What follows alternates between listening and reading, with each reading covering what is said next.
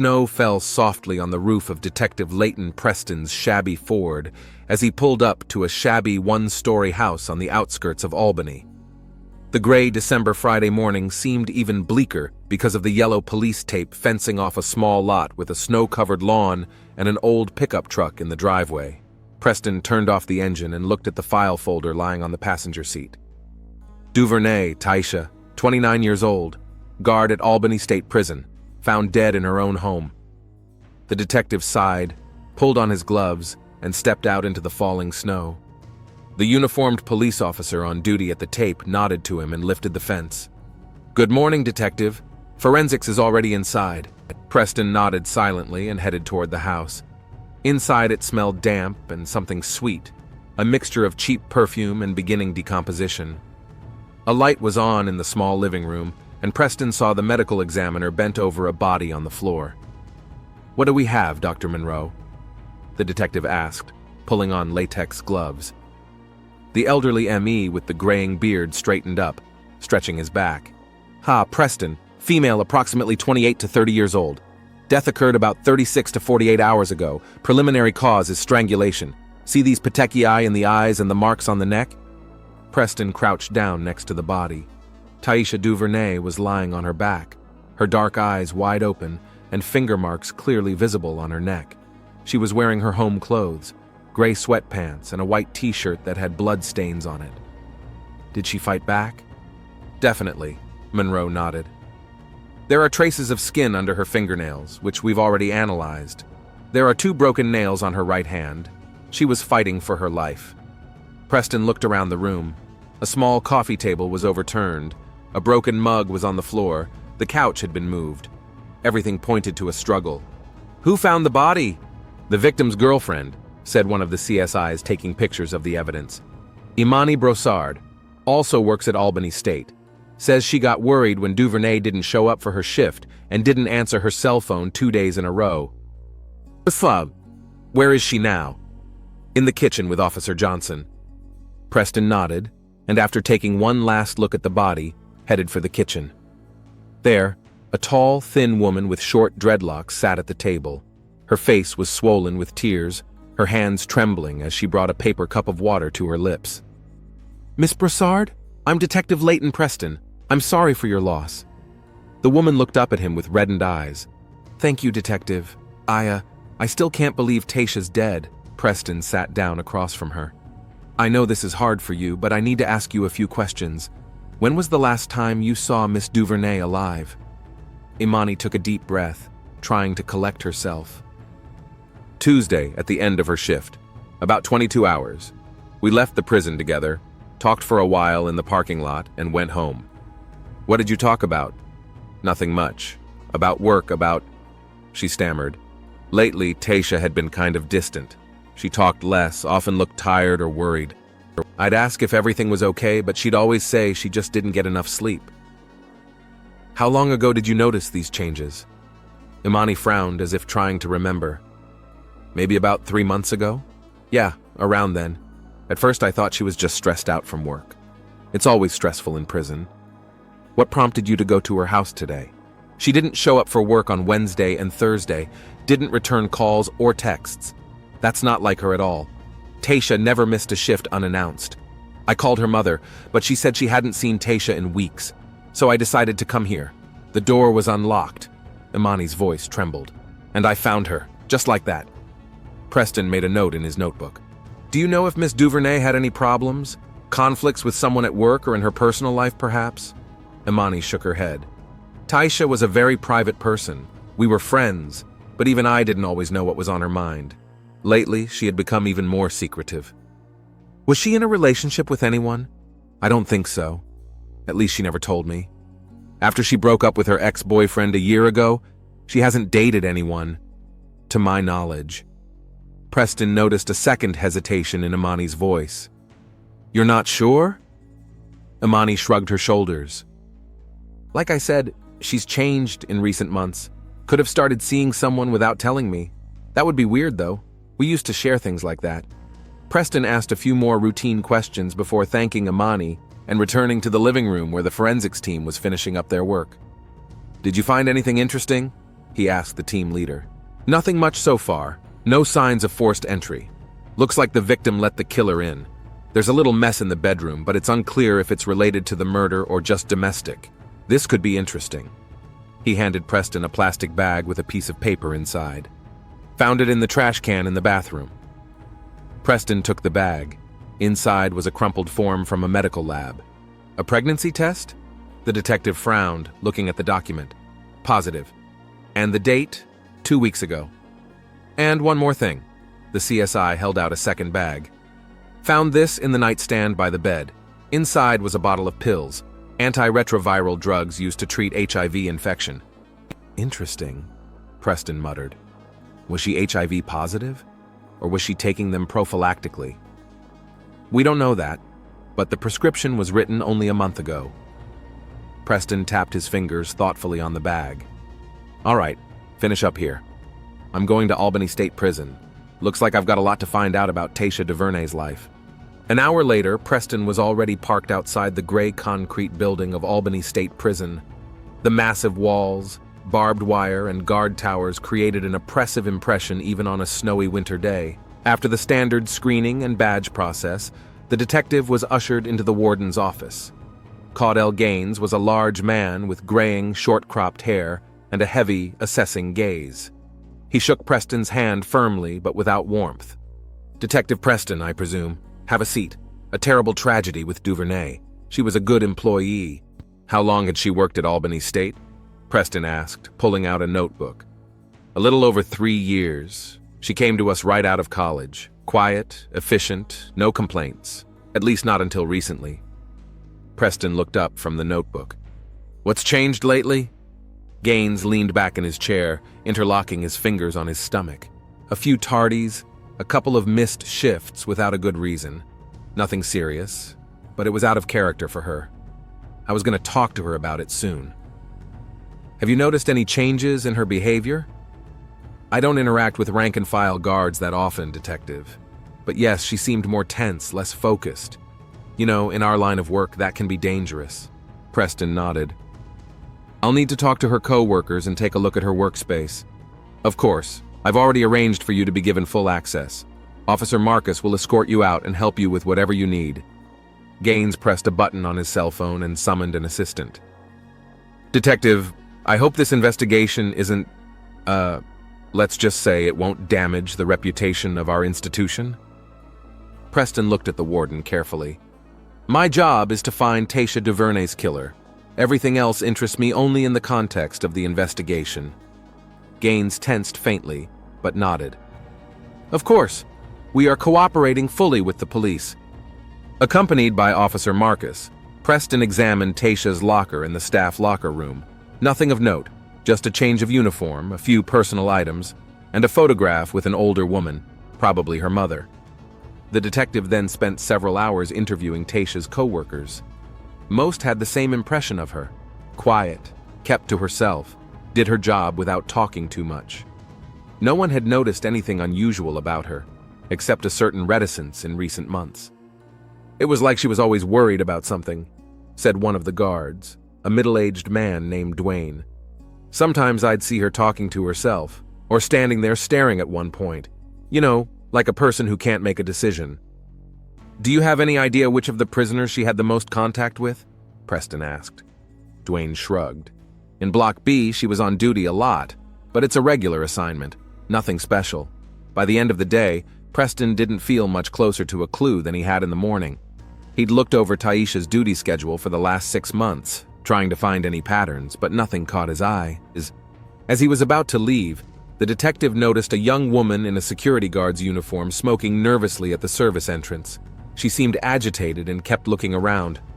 Officer? Preston addressed her, showing his badge. Can I ask you a few questions about Tasha DuVernay? The woman flinched and quickly put out her cigarette. Yep, I already talked to the police today. I'm Detective Preston, in charge of the investigation. Don't worry, it's just routine. He tried to speak calmly, noticing the woman's obvious nervousness. What's your name? Latoya Carter, she answered reluctantly, adjusting her uniform jacket. Did you know Tasha well? Not really. We worked different shifts most of the time. But Preston sensed there was something she wasn't telling him. LaToya shifted from foot to foot, clearly hesitant. Look, I don't want to accuse anyone or spread rumors. Miss Carter, if you know anything about the circumstances of Taisha's death, you have an obligation to report it. The woman took a deep breath. I saw her with one of the prisoners, in a situation that went beyond the normal interactions between guard and prisoner. Preston tensed. What exactly did you see? It was about 2 months ago. I was coming back from the restroom at the end of my shift, and I walked past the storage room. The door was ajar and I saw Taisha with Jaron Talley. Who's Jaron Talley? Inmate from cell block B. He's in for armed robbery. Pretty well-known figure among the inmates. Smart, charming. A lot of the guards find him attractive, but She stopped talking. But what? Preston nudged her.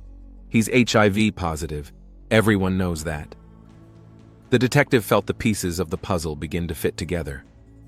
What exactly did you see in that room? LaToya lowered her eyes. They were kissing, and it wasn't the first time, judging by their behavior. I left quickly. They didn't see me. Did you report it to your superiors? No. LaToya shook her head. I was going to talk to Taisha personally, but I kept putting it off. And then, I didn't want to ruin her life, you know? But now I wish I hadn't. Maybe if I'd said something sooner. You couldn't have known this would happen, Preston reassured her.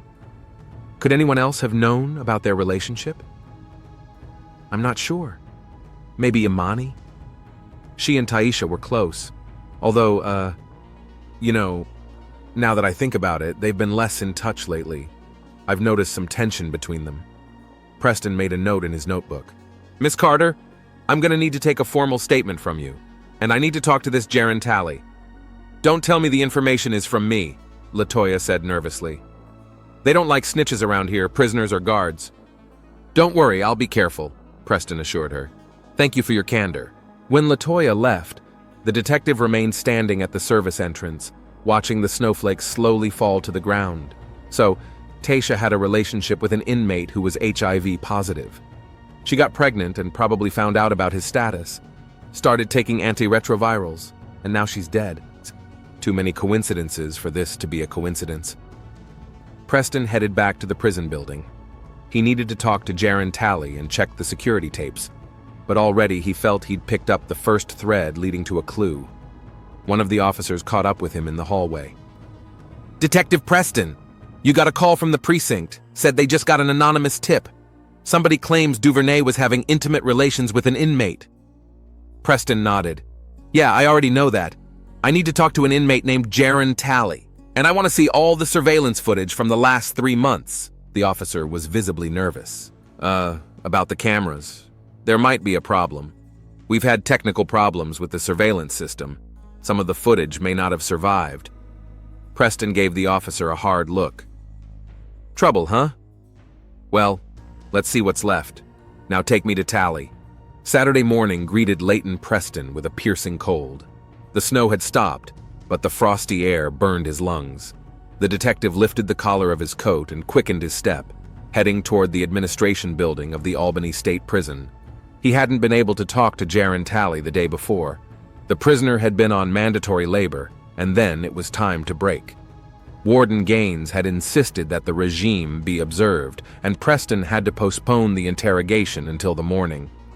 But he'd had time to request access to the surveillance tapes from the last 3 months, and now he was on his way to review them. Good morning, Detective. The officer greeted him at the entrance.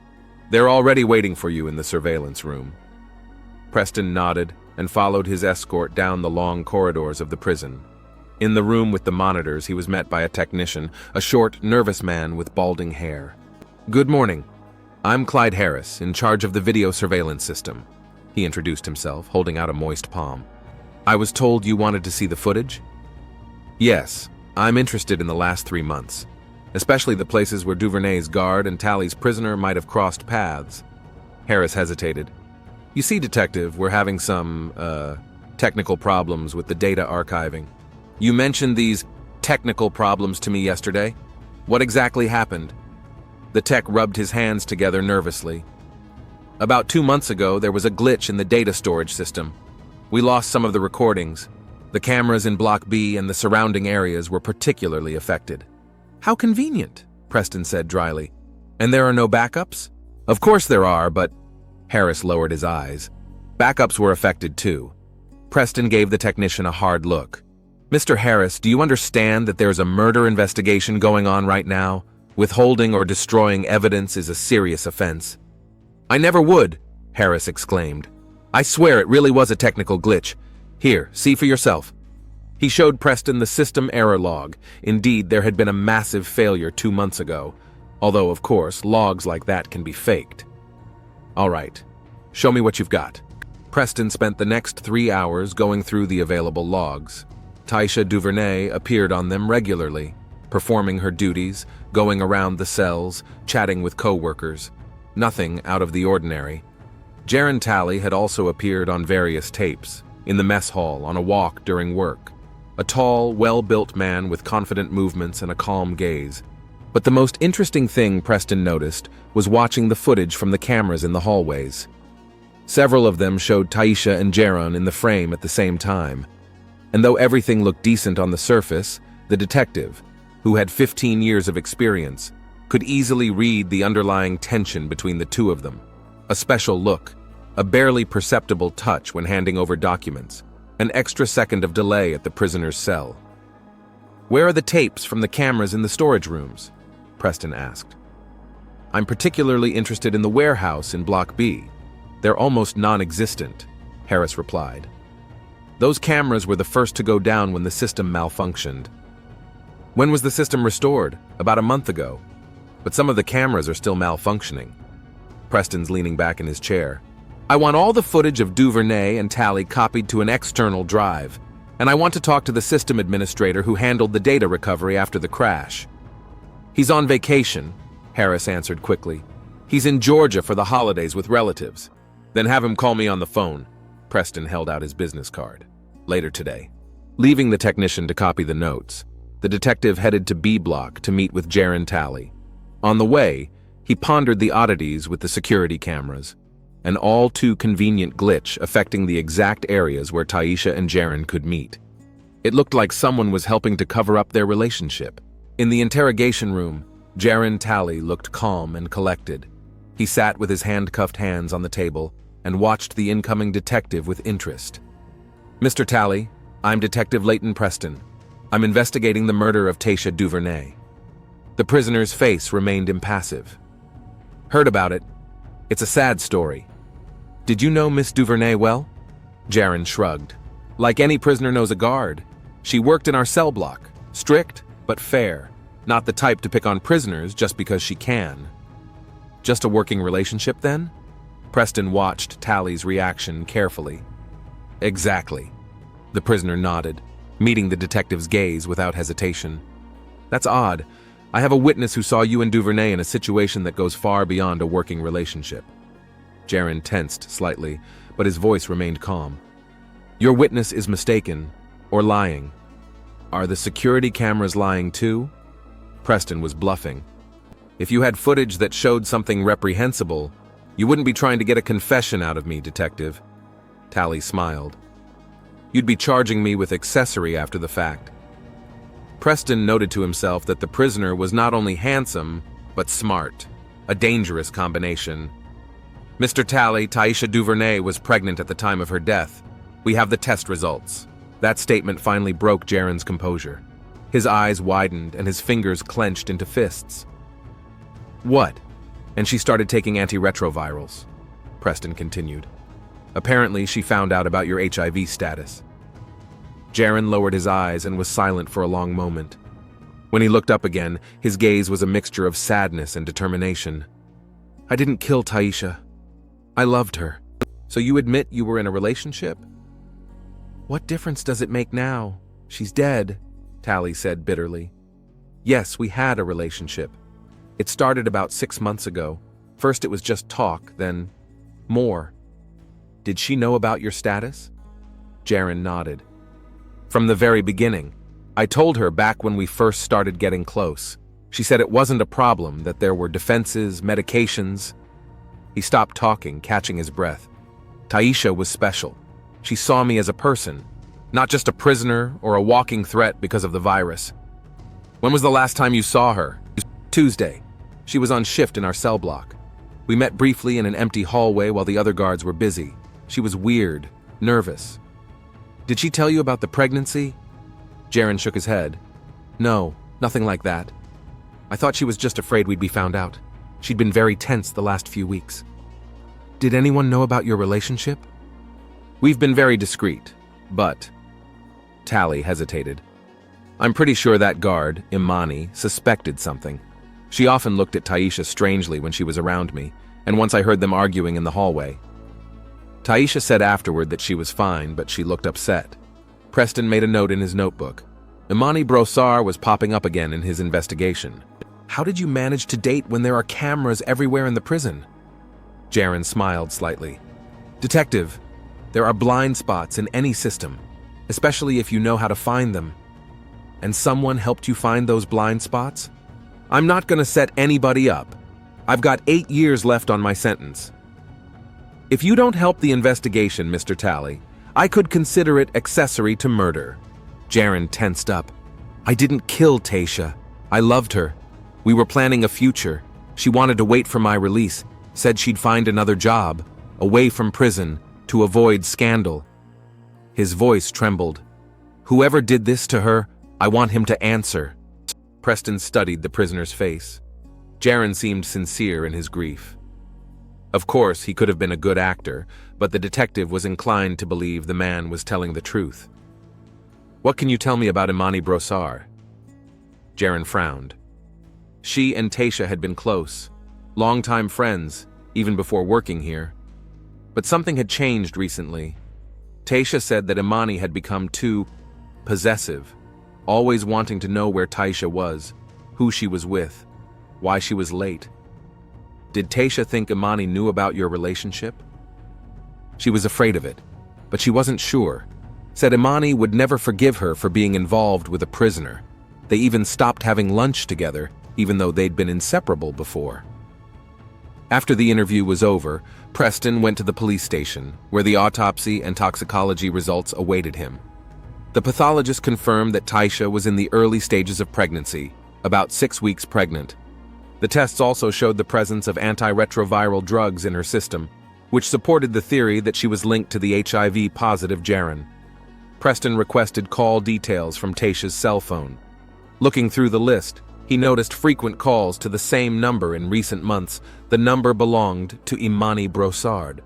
But what caught the detective's attention was the sharp drop in calls in recent weeks. Whereas the friends used to call each other almost daily, in the last month, there were only 3 short calls. Even more interesting were the duty schedules. Reviewing them, Preston discovered a pattern. Imani often switched shifts with Taisha, especially when she was supposed to be on duty in Block B. But after checking the shift logs, it turned out that such substitutions had not been formalized. Imani would just take Taisha's place, and Taisha would show up at a different time. They were covering for each other, Preston muttered as he studied the paperwork.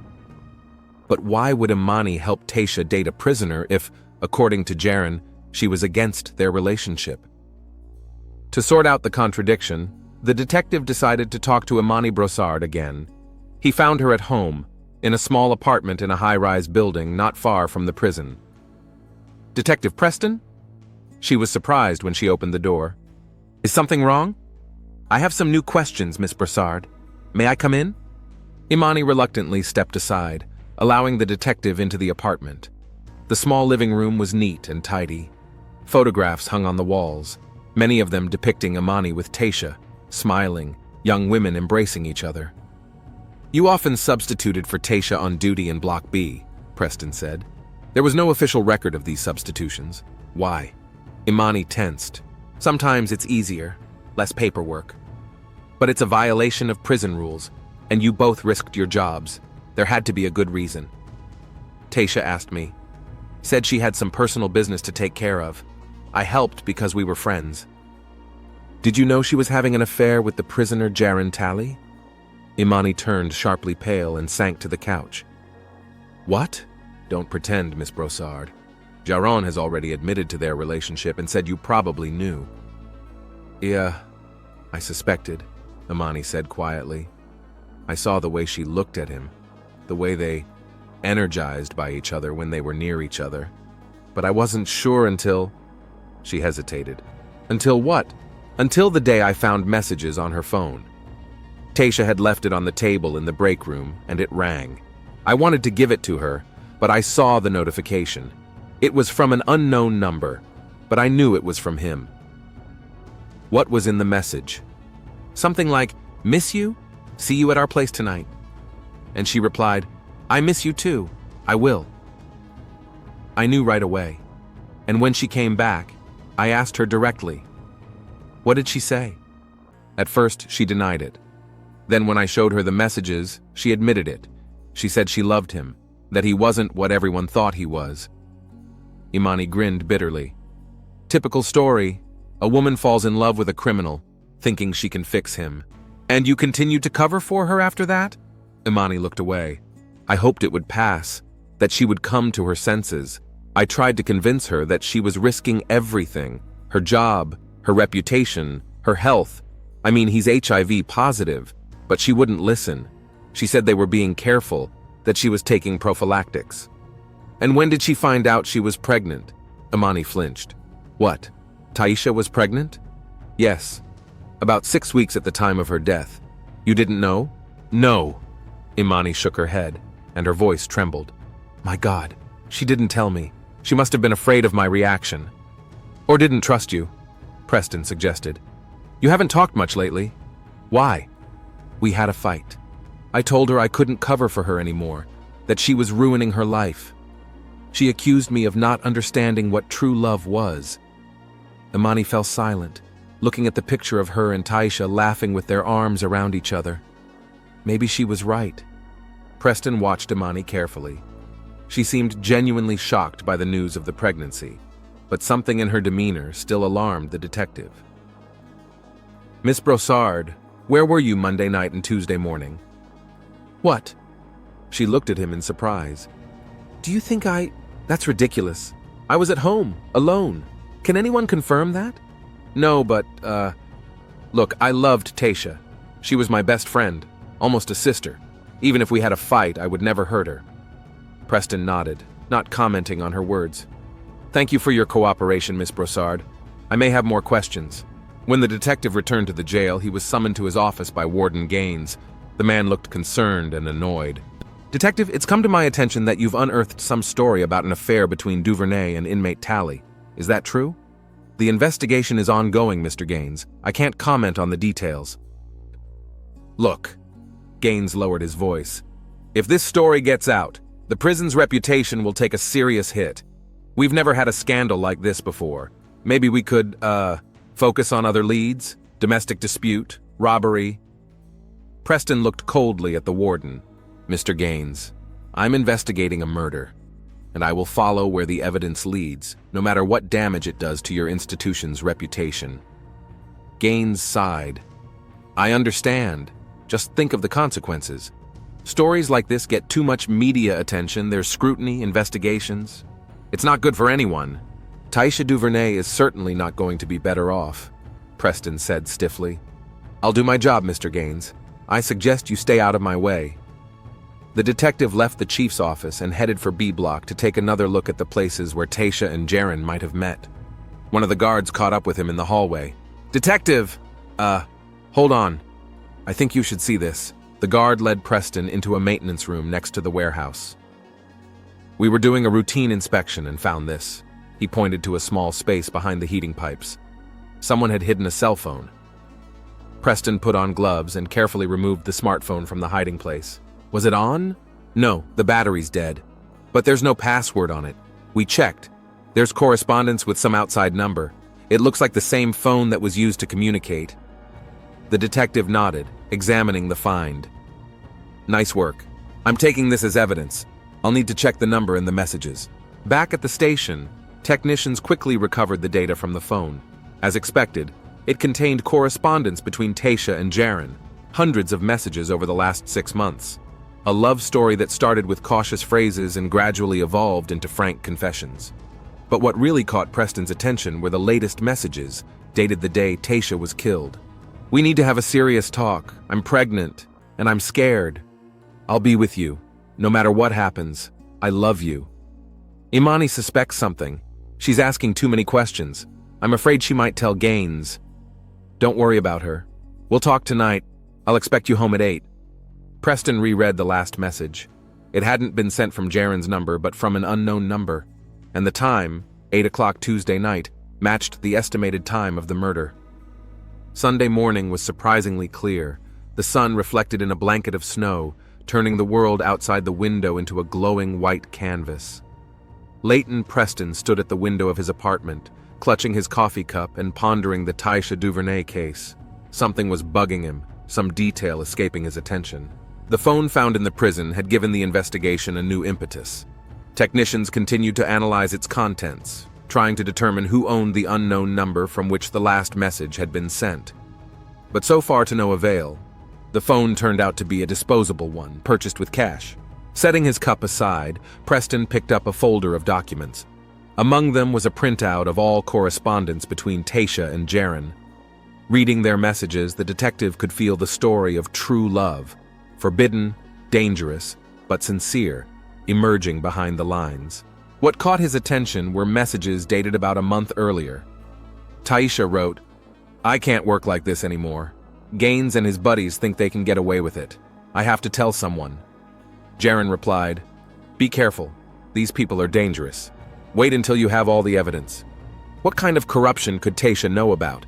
And who are Gaines' buddies? Preston decided to visit Taisha's mother. Perhaps her daughter shared her worries with her. Shirley Duvernay lived in a neat little house on the other side of town.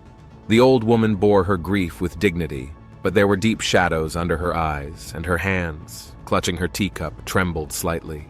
"Taisha has been so secretive lately," she said, looking at the photograph of her daughter on the mantelpiece.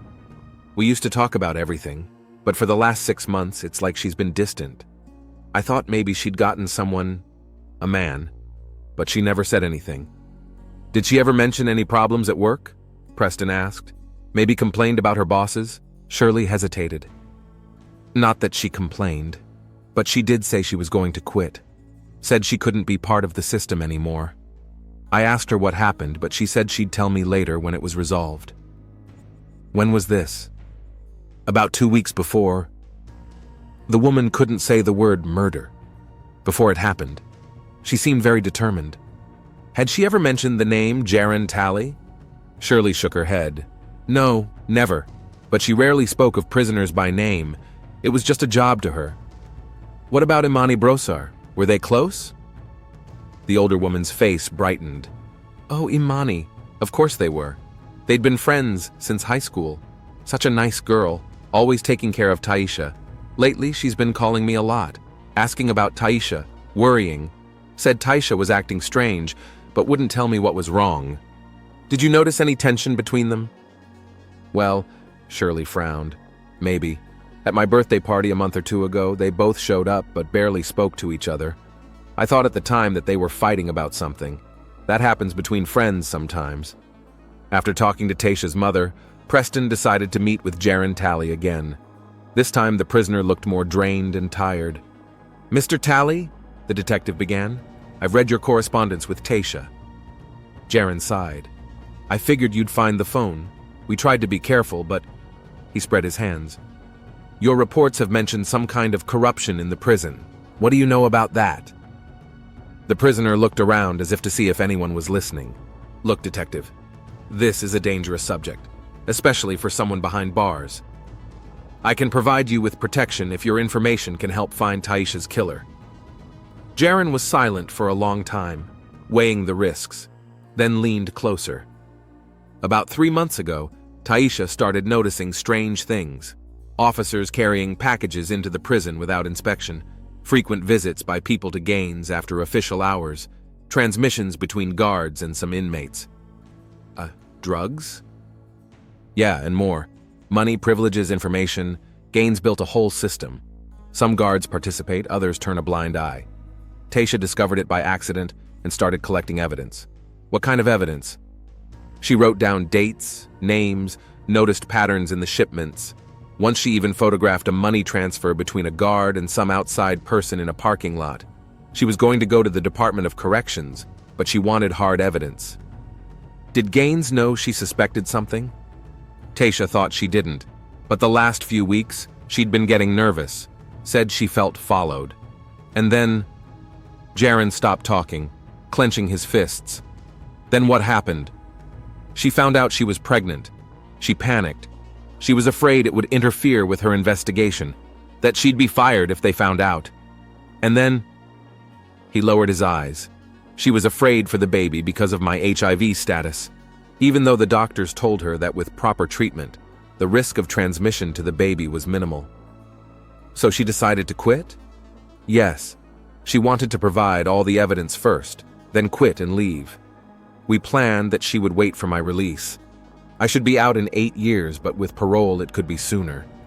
Jaron grinned bitterly. Sounds naive, doesn't it? But we really believed we could have a future. Preston tapped his pencil thoughtfully on his notebook. Where did Taisha keep the evidence she'd collected? I'm not sure. She said she hid it somewhere safe, probably in her home, or someone she trusted. Imani? Jaron shook his head. It was unlikely. She hadn't trusted Imani lately. Said she was too nosy and asked uncomfortable questions. Leaving the prison, Preston headed back to Taishi's house. The forensics team had already finished their work, and the sealed tape had been removed. The detective once again thoroughly searched each room, looking for a possible stash of evidence.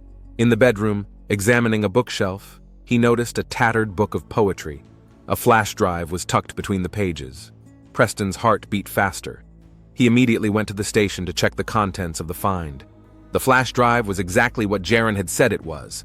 Photos, notes, lists of names and dates. Taisha methodically documented all the suspicious activity. Some of the pictures showed Gaines himself handing an envelope to an unknown man. Others showed guards carrying packages into the prison and handing them to specific inmates. And most interestingly, among the guards involved was Imani Broussard. Preston immediately requested a search warrant for Imani's apartment. While he waited for it to be issued, he decided to double-check the suspect's alibi for the night of the murder. After interviewing Imani's neighbors, he discovered that her car was missing from its usual parking spot that evening. One neighbor even recalled seeing her return late that evening, around 23 o'clock, about an hour after the alleged time of the murder. With a warrant in hand, Preston and 2 police officers arrived at Imani's apartment. She looked frightened but tried to remain calm. "Detective, what's going on?"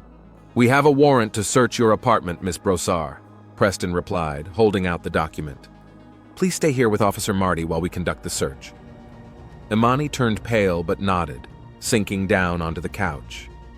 The search took about 2 hours. In the bedroom, under the mattress, the officers found an envelope with $5,000 in cash. In the closet, a box of expensive men's watches and a gold ring. And in a desk drawer was a diary. Preston opened it carefully and began to read. The first pages were filled with ordinary entries about everyday life. But the further in, the more disturbing the tone became. Imani wrote about her feelings for Taisha first as a best friend, then increasingly obsessively, with notes of possessiveness and jealousy.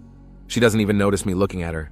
10 years I've been around, 10 years of love she doesn't see." Today, she was talking again about that guy she dated in college. How can she not realize that I would give her so much more love than any man? Something's going on. Taisha is getting distant. She has someone, I can feel it. She's never been good at lying to me. The last entries were filled with anger and pain. It's horrible. She got involved with a prisoner, with Tally. How could she fall so low? He's a criminal and a carrier of HIV. She's risking everything. Her career, her reputation, her health. For what? I've tried to talk some sense into her, but she won't listen. She says she loves him. And 10 years of my devotion means nothing.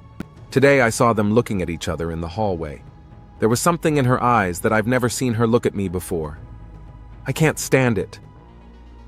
The last entry was dated the day of the murder. She's pregnant. Pregnant by him. When I happened to see the test results in her bag, I thought the world had collapsed. It was over. She would never be mine. We'll never see how much I love her. I can't go on living like this.